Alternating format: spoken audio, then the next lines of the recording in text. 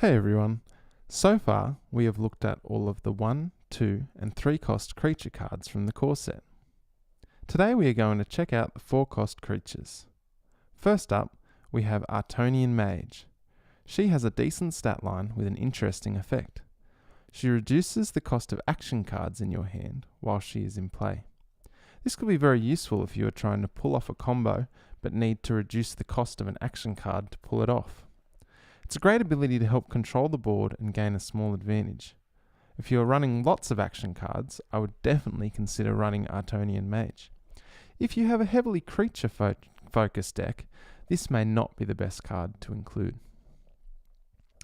Baron is a great addition to a deck that is looking for consistent healing.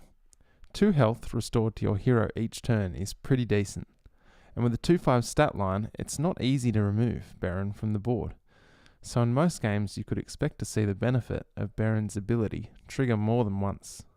This can be really annoying creature for very aggressive decks to deal with.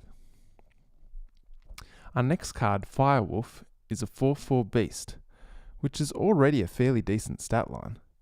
But Firewolf also has the burn ability, so creatures damaged by Firewolf are going to take 1 additional damage each turn.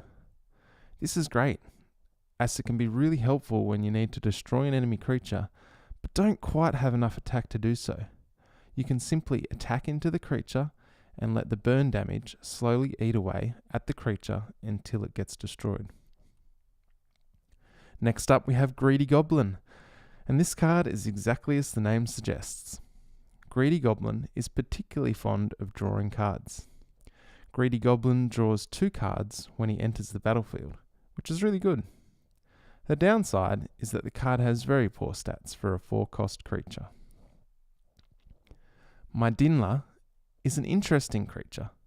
It has weak stats, but switches those stats with an enemy creature. This could work out great if your opponent has a much larger creature on the board. But if your opponent is playing a token deck with lots of low-cost, low-statted creatures, you can find that Mydinla is a bit of a wasted card that sits in your hand. Next up, we have Puffrel. Puffrel is a 5/3 swimmer with average stats. This card doesn't have a great deal of health for a 4-cost creature, so it may be a bit easier for your opponent to remove Puffrel before it has the chance to deal damage. It is a swimmer though, so if it manages to stay on the board, it will get in some really good damage. Raptor is a solid 5/4 dinosaur with no ability. There's not much to say about Raptor. This card would be a decent pickup in a draft game if you're in need of a 4-drop. The card gets even better if you have other dinosaurs in your deck. Up next is the Red Knight. This card has good stats but no special ability. The Red Knight looks rather menacing though. Our next card is Revolura. Revolura has the Disable ability. In certain circumstances, this ability can save you the game, or at least help you to stabilize against your opponent. However, at times, Revolura may not be as useful, particularly if there are no good targets to disable. Swaddle is the last 4-cost creature in the core set. It has the ability to switch a card in your hand with a card in your discard pile. This could be really useful if you have discarded either a strong card that you want back in your hand or a board clear if you have fallen behind in the game. You do have to get rid of a card from your hand though, so there is a slight downside. Also, Swaddle's stats aren't that great for a 4-drop.